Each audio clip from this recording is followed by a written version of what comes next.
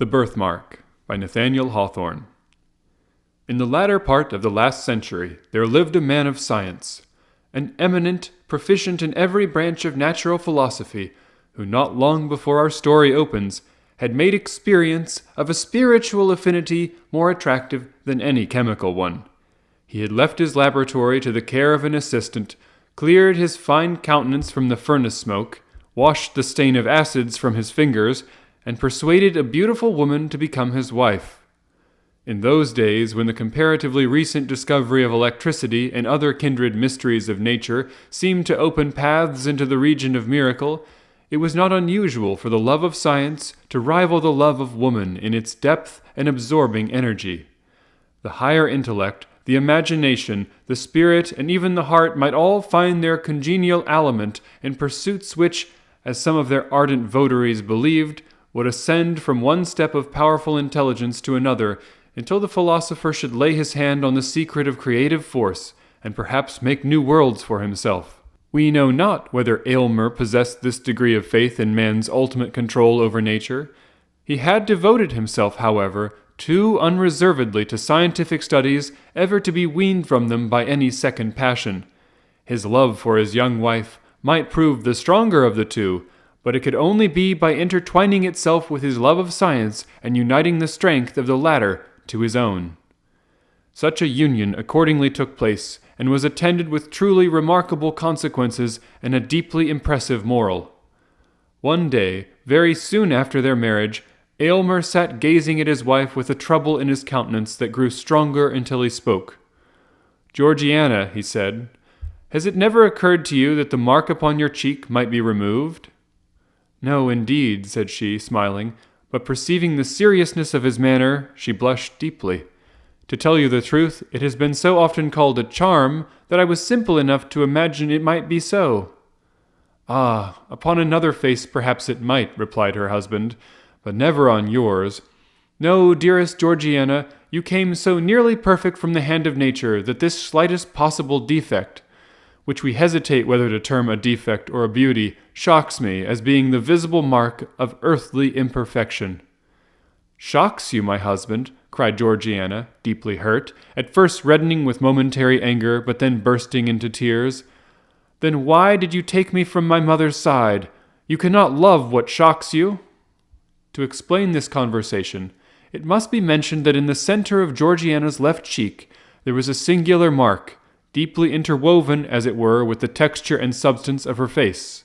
In the usual state of her complexion, a healthy though delicate bloom, the mark wore a tint of deeper crimson, which imperfectly defined its shape amid the surrounding rosiness. When she blushed, it gradually became more distinct, and finally vanished amid the triumphant rush of blood that bathed the whole cheek with its brilliant glow. But if any shifting motion caused her to turn pale, there was the mark again, a crimson stain upon the snow in what Aylmer sometimes deemed an almost fearful distinctness. Its shape bore not a little similarity to the human hand, though of the smallest pygmy size. Georgiana's lovers were wont to say that some fairy at her birth hour had laid her tiny hand upon the infant's cheek, and left this impress there in token of the magic endowments that were to give her such sway over all hearts. Many a desperate swain would have risked life for the privilege of pressing his lips to the mysterious hand. It must not be concealed, however, that the impression wrought by this fairy sign manual varied exceedingly according to the difference of temperament in the beholders. Some fastidious persons, but they were exclusively of her own sex, affirmed that the bloody hand, as they chose to call it, quite destroyed the effect of Georgiana's beauty, and rendered her countenance even hideous. But it would be as reasonable to say that one of those small blue stains, which sometimes occur in the purest statuary marble, would convert the Eve of Powers to a monster. Masculine observers, if the birthmark did not heighten their admiration, contented themselves with wishing it away, that the world might possess one living specimen of ideal loveliness without the semblance of a flaw. After his marriage, for he thought little or nothing of the matter before, Aylmer discovered that this was the case with himself.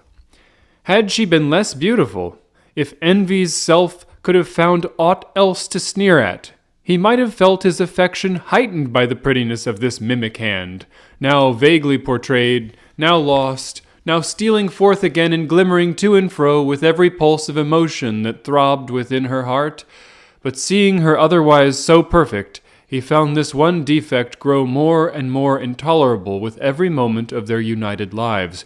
It was the fatal flaw of humanity which nature, in one shape or another, stamps ineffaceably on all her productions, either to imply that they are temporary and finite, or that their perfection must be wrought by toil and pain. The crimson hand expressed the ineludible gripe in which mortality clutches the highest and purest of earthly mold, degrading them into kindred with the lowest, and even with the very brutes, like whom their visible frames return to dust.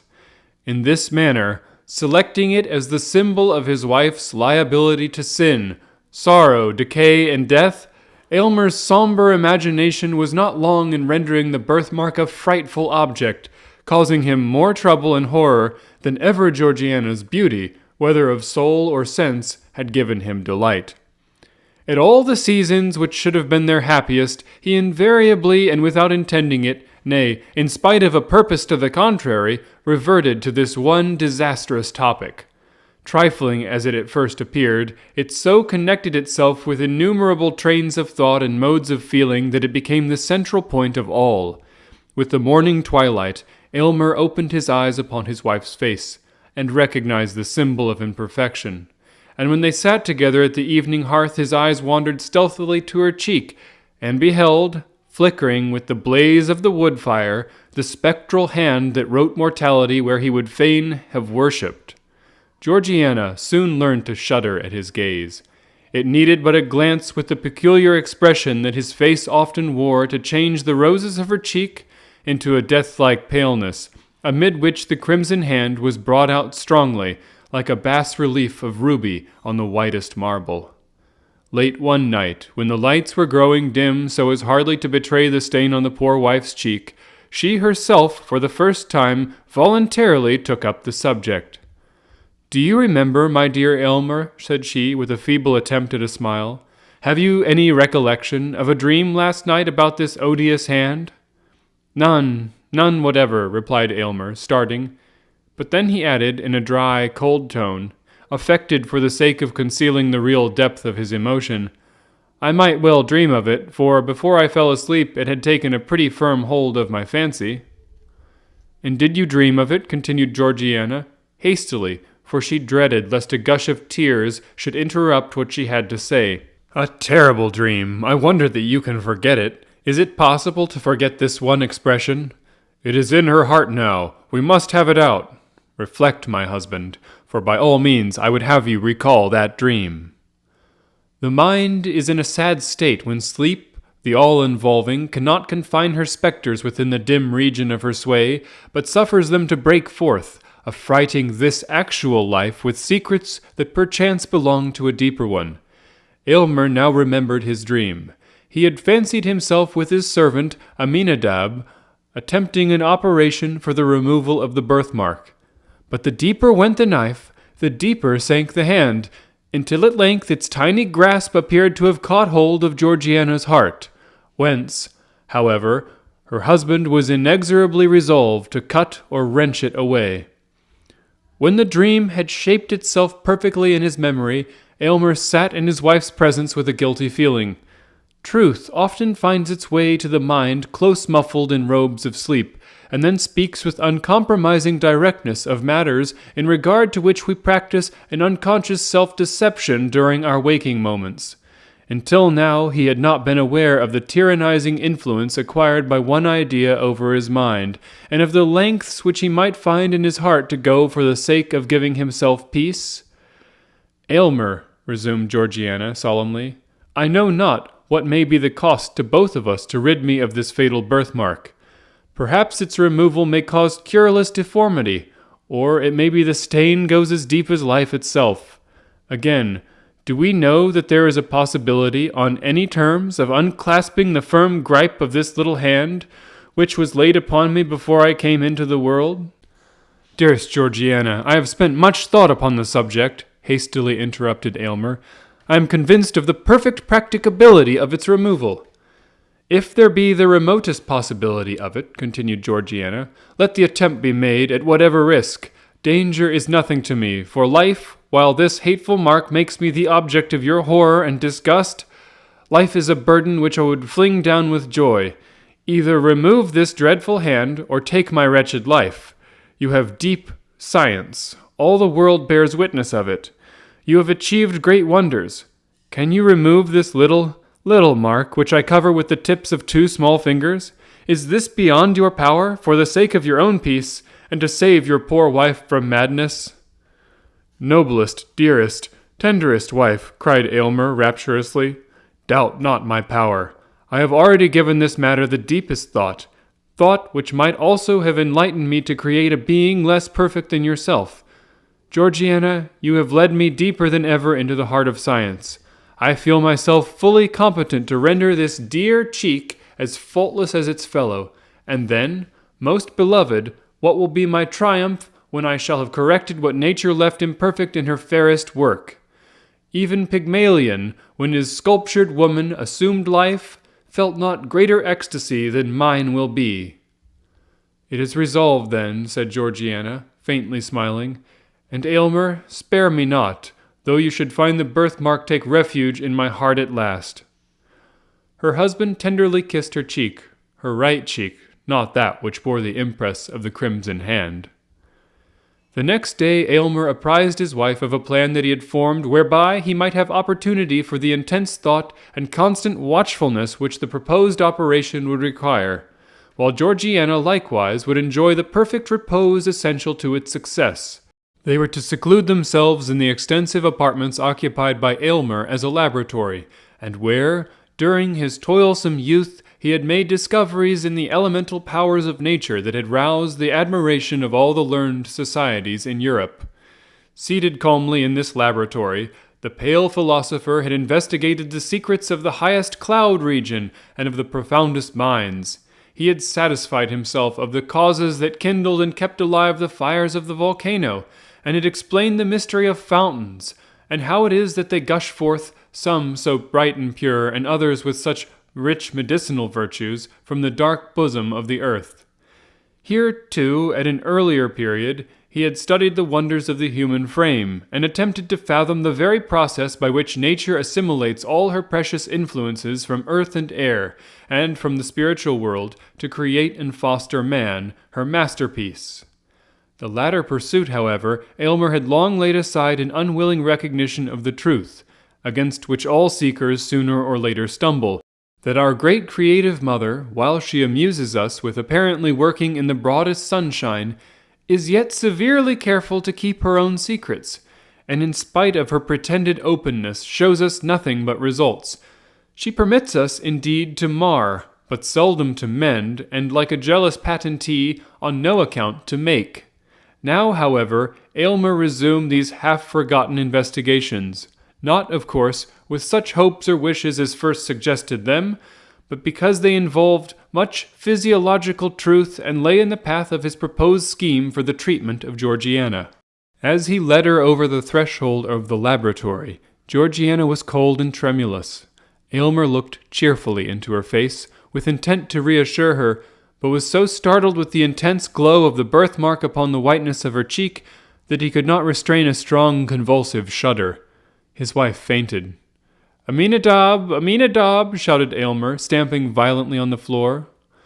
Forthwith there issued from an inner apartment a man of low stature but bulky frame, with shaggy hair hanging around his visage, which was grimed with the vapors of the furnace. This personage had been Aylmer's underworker during his whole scientific career, and was admirably fitted for that office by his great mechanical readiness, and the skill with which, while incapable of comprehending a single principle, he executed all the details of his master's experiments. With his vast strength, his shaggy hair, his smoky aspect, and the indescribable earthiness that encrusted him, he seemed to represent man's physical nature, while Aylmer's slender figure and pale intellectual face were no less apt a type of the spiritual element. "Throw open the door of the boudoir, Aminadab," said Aylmer, "and burn a pastil." "Yes, master," answered Aminadab, looking intently at the lifeless form of Georgiana, and then he muttered to himself, "If she were my wife, I'd never part with that birthmark." When Georgiana recovered consciousness, she found herself breathing an atmosphere of penetrating fragrance, the gentle potency of which had recalled her from her death-like faintness. The scene around her looked like enchantment. Aylmer had converted those smoky, dingy, somber rooms, where he had spent his brightest years in recondite pursuits, into a series of beautiful apartments not unfit to be the secluded abode of a lovely woman. The walls were hung with gorgeous curtains, which imparted the combination of grandeur and grace that no other species of adornment can achieve, and as they fell from the ceiling to the floor, their rich and ponderous folds, concealing all angles and straight lines, appeared to shut in the scene from infinite space. For aught Georgiana knew, it might be a pavilion among the clouds, and Aylmer, excluding the sunshine which would have interfered with his chemical processes, had supplied its place with perfumed lamps, emitting flames of various hue, but all uniting in a soft, empurpled radiance. He now knelt by his wife's side, watching her earnestly, but without alarm, for he was confident in his science and felt that he could draw a magic circle round her within which no evil might intrude. "Where am I? Ah, I remember," said Georgiana, faintly, and she placed her hand over her cheek to hide the terrible mark from her husband's eyes. "Fear not, dearest," exclaimed he. "Do not shrink from me. Believe me, Georgiana, I even rejoice in this single imperfection, since it will be such a rapture to remove it." "Oh, spare me sadly," replied his wife. "Pray do not look at it again. I never can forget that convulsive shudder." In order to soothe Georgiana, and, as it were, to release her mind from the burden of actual things, Aylmer now put in practice some of the light and playful secrets which science had taught him among its profounder lore.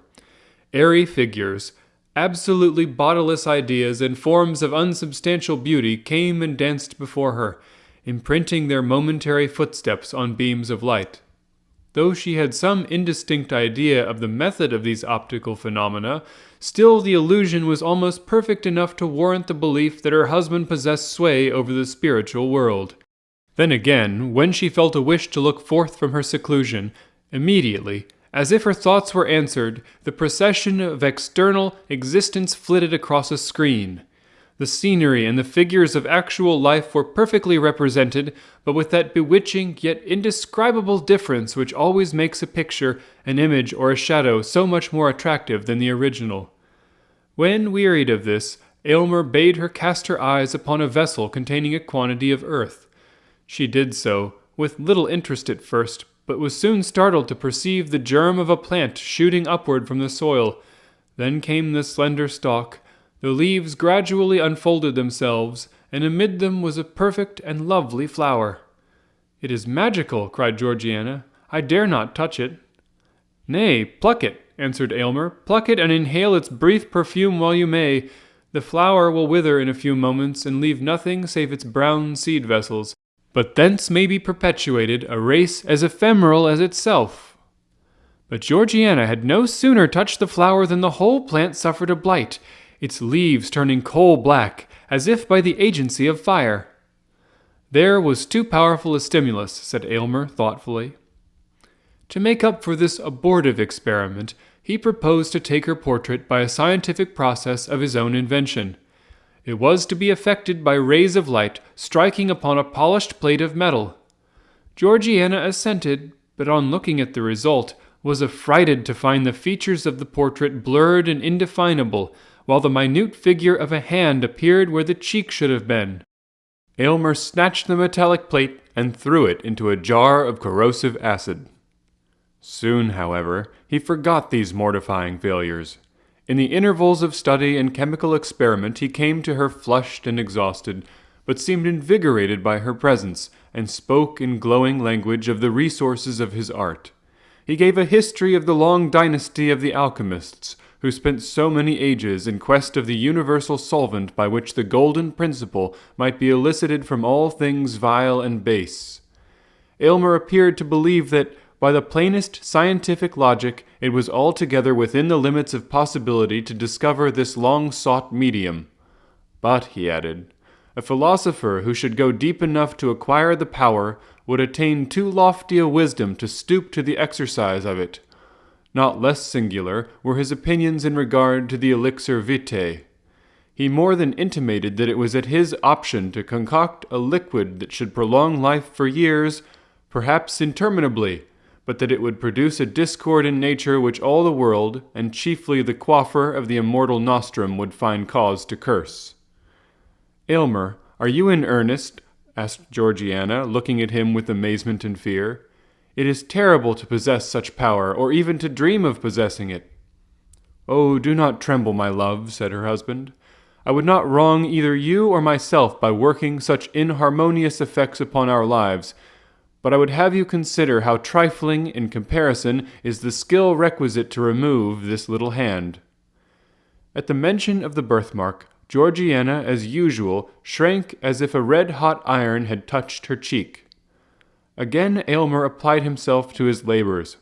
She could hear his voice in the distant furnace-room giving directions to Aminadab, whose harsh, uncouth, misshapen tones were audible in response, more like the grunt or growl of a brute than human speech.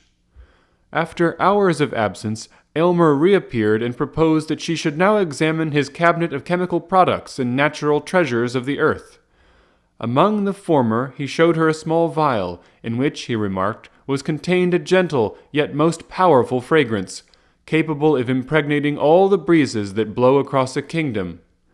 They were of inestimable value, the contents of that little vial, and as he said so he threw some of the perfume into the air and filled the room with piercing and invigorating delight.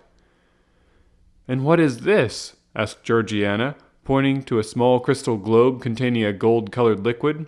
"It is so beautiful to the eye that I could imagine it the elixir of life." "In one sense it is," replied Aylmer, "or rather, the elixir of immortality. It is the most precious poison that ever was concocted in this world. By its aid I could apportion the lifetime of any mortal at whom you might point your finger. The strength of the dose would determine whether he were to linger out years or drop dead in the midst of a breath. No king on his guarded throne could keep his life if I, in my private station, should deem that the welfare of millions justified me in depriving him of it." "Why do you keep such a terrific drug?" inquired Georgiana in horror. "Do not mistrust me, dearest," said her husband, smiling. "Its virtuous potency is yet greater than its harmful one. But see, here is a powerful cosmetic. With a few drops of this in a vase of water, freckles may be washed away as easily as the hands are cleansed. A stronger infusion would take the blood out of the cheek and leave the rosiest beauty a pale ghost." "Is it with this lotion that you intend to bathe my cheek?" asked Georgiana, anxiously. "Oh, no," hastily replied her husband. "This is merely superficial. Your case demands a remedy that shall go deeper." In his interviews with Georgiana, Aylmer generally made minute inquiries as to her sensations, and whether the confinement of the rooms and the temperature of the atmosphere agreed with her. These questions had such a particular drift that Georgiana began to conjecture that she was already subjected to certain physical influences, either breathed in with the fragrant air or taken with her food. She fancied likewise, but it might be altogether fancy, that there was a stirring up of her system, a strange, indefinite sensation creeping through her veins and tingling, half painfully, half pleasurably, at her heart.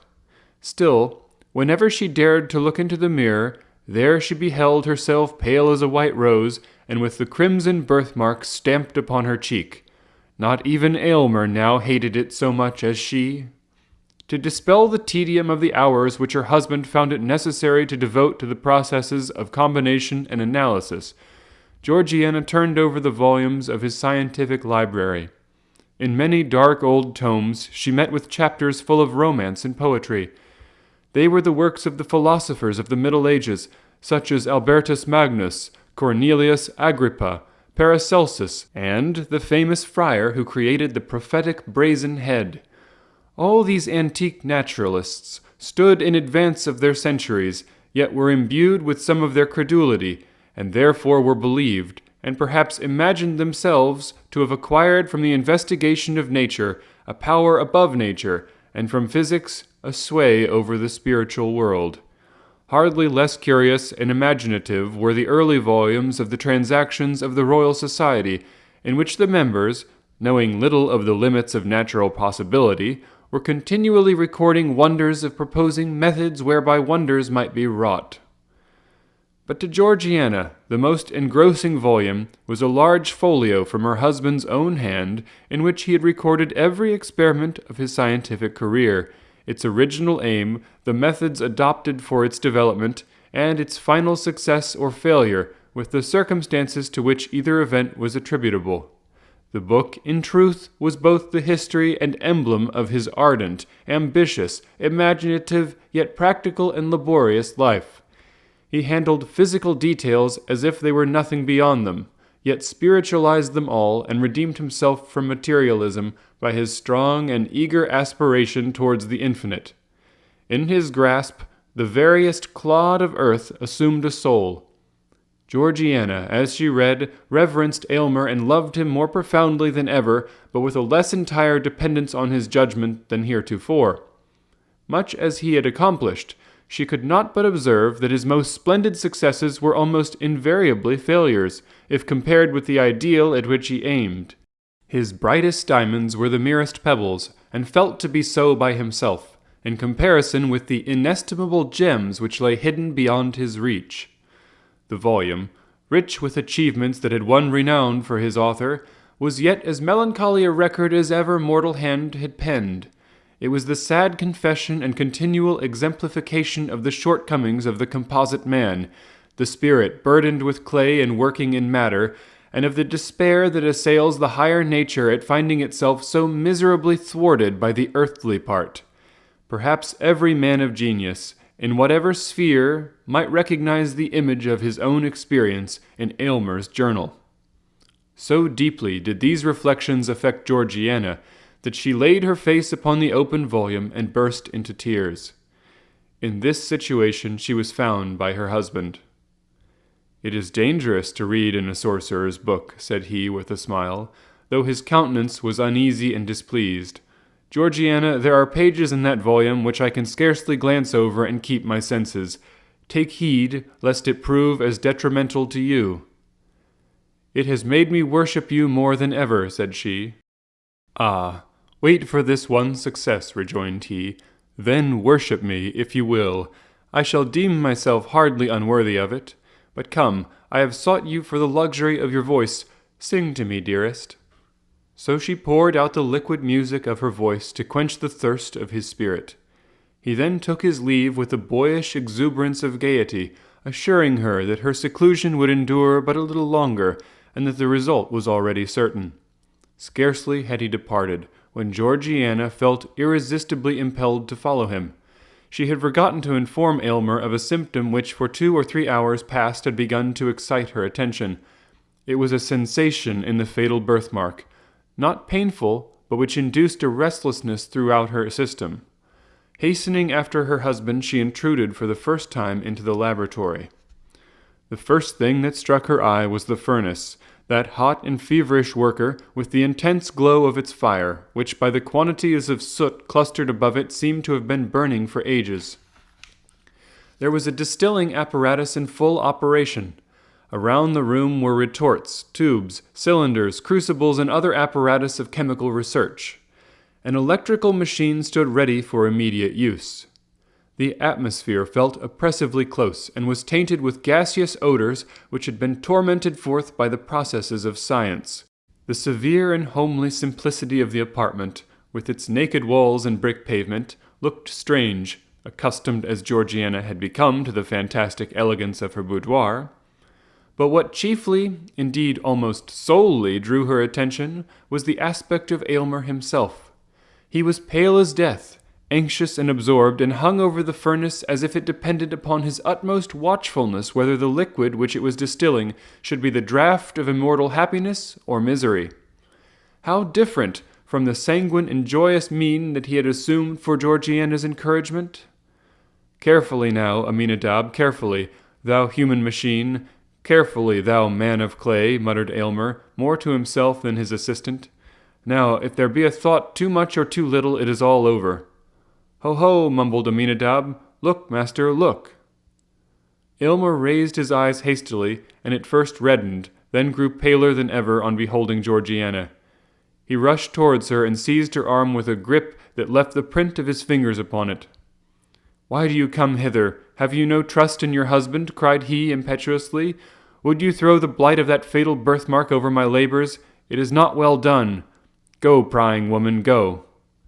"Nay, Aylmer," said Georgiana, with the firmness of which she possessed no stinted endowment. "It is not you that have a right to complain.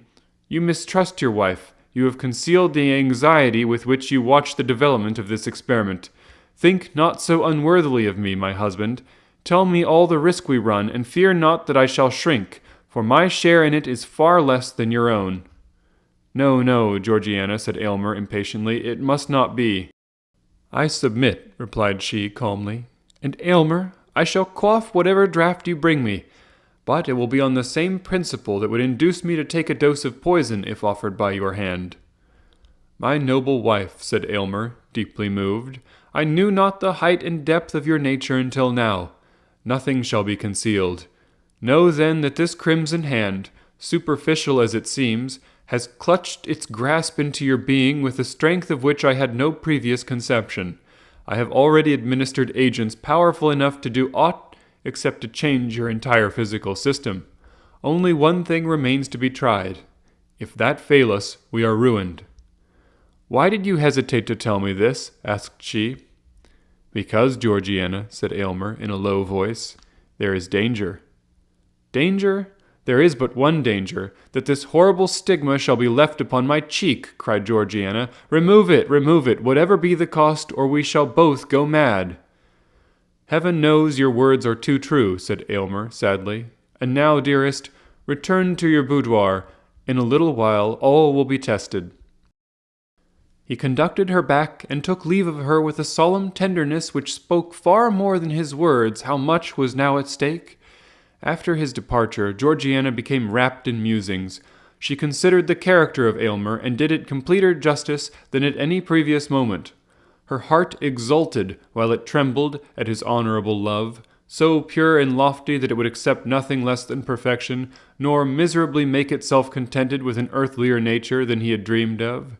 She felt how much more precious was such a sentiment than the meaner kind which would have borne with the imperfection for her sake, and have been guilty of treason to holy love by degrading its perfect idea to the level of the actual, and with her whole spirit she prayed that for a single moment she might satisfy his highest and deepest conception.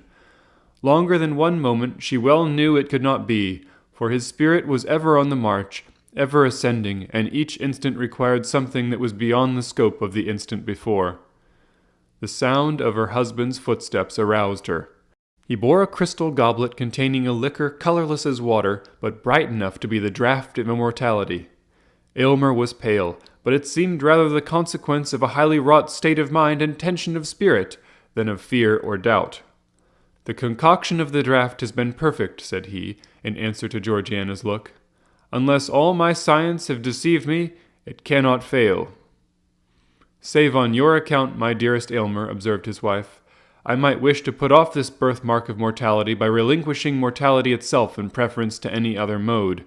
Life is but a sad possession to those who have attained precisely the degree of moral advancement at which I stand. Were I weaker and blinder, it might be happiness. Were I stronger, it might be endured hopefully. But being what I find myself, methinks I am of all mortals the most fit to die." "You are fit for heaven without tasting death," replied her husband. "But why do you speak of dying? The draught cannot fail. Behold its effect upon this plant." On the window-seat there stood a geranium diseased with yellow blotches, which had overspread all its leaves. Aylmer poured a small quantity of the liquid upon the soil in which it grew. In a little time, when the roots of the plant had taken up the moisture, the unsightly blotches began to be extinguished in a living verdure. "There needed no proof," said Georgiana quietly. "Give me the goblet. I joyfully stake all upon your word." "Drink, then, thou lofty creature," exclaimed Aylmer, with fervid admiration. "There is no taint of imperfection on thy spirit. Thy sensible frame, too, shall soon be all perfect." She quaffed the liquid and returned the goblet to his hand. "It is grateful," said she, with a placid smile. "Methinks it is like water from a heavenly fountain, for it contains I know not what of unobtrusive fragrance and deliciousness. It allays a feverish thirst that had parched me for many days. Now, dearest, let me sleep. My earthly senses are closing over my spirit like the leaves around the heart of a rose at sunset."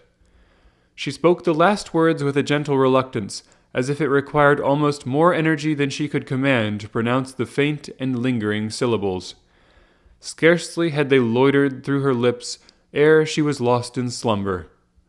Aylmer sat by her side, watching her aspect with the emotions proper to a man, the whole value of whose existence was involved in the process now to be tested. Mingled with this mood, however, was the philosophic investigation characteristic of the man of science. Not the minutest symptom escaped him. A heightened flush of the cheek, a slight irregularity of breath, a quiver of the eyelid, a hardly perceptible tremor through the frame, such were the details which, as the moments passed, he wrote down in his folio volume. Intense thought had set its stamp upon every previous page of that volume, but the thoughts of years were all concentrated upon the last. While thus employed, he failed not to gaze often at the fatal hand, and not without a shudder. Yet once, by a strange and unaccountable impulse, he pressed it with his lips. His spirit recoiled, however, in the very act, and Georgiana, out of the midst of her deep sleep, moved uneasily and murmured, as if in remonstrance. Again Aylmer resumed his watch. Nor was it without avail. The crimson hand, which at first had been strongly visible upon the marble paleness of Georgiana's cheek, now grew more faintly outlined. She remained not less pale than ever, but the birthmark, with every breath that came and went, lost somewhat of its former distinctness. Its presence had been awful. Its departure was more awful still. Watch the stain of the rainbow fading out of the sky, and you will know how that mysterious symbol passed away. "By heaven, it is well nigh gone," said Aylmer to himself, in almost irrepressible ecstasy. "I can scarcely trace it now. Success! Success! And now it is like the faintest rose color. The lightest flush of blood across her cheek would overcome it. But she is so pale." He drew aside the window curtain and suffered the light of natural day to fall into the room and rest upon her cheek. At the same time he heard a gross, hoarse chuckle, which he had long known as his servant Aminadab's expression of delight. "Ah, clod! Ah, earthly mass!" cried Aylmer, laughing in a sort of frenzy. "You have served me well. Matter and spirit, earth and heaven, have both done their part in this. Laugh, thing of the senses. You have earned the right to laugh." These exclamations broke Georgiana's sleep. She slowly unclosed her eyes and gazed into the mirror which her husband had arranged for that purpose. A faint smile flitted over her lips when she recognized how barely perceptible was now that crimson hand which had once blazed forth with such disastrous brilliancy as to scare away all their happiness. But then her eyes sought Aylmer's face with a trouble and anxiety that he could by no means account for. "My poor Aylmer," murmured she. "Poor? Nay, richest, happiest, most favored," exclaimed he. "My peerless bride, it is successful. You are perfect." "My poor Aylmer," she repeated with a more than human tenderness. "You have aimed loftily, you have done nobly. Do not repent that, with so high and pure a feeling, you have rejected the best the earth could offer. Aylmer, dearest Aylmer, I am dying." Alas, it was too true. The fatal hand had grappled with the mystery of life, and was the bond by which an angelic spirit kept itself in union with a mortal frame, as the last crimson tint of the birthmark, that sole token of human imperfection, faded from her cheek. The parting breath of the now perfect woman passed into the atmosphere, and her soul, lingering a moment near her husband, took its heavenward flight. Then a hoarse, chuckling laugh was heard again. Thus ever does the gross fatality of earth exult in its invariable triumph over the immortal essence which, in this dim sphere of half-development, demands the completeness of a higher state. Yet, had Aylmer reached a profounder wisdom, he need not thus have flung away the happiness which would have woven his mortal life of the self-same texture with the celestial. The momentary circumstance was too strong for him. He failed to look beyond the shadowy scope of time, and living once for all in eternity, to find the perfect future in the present.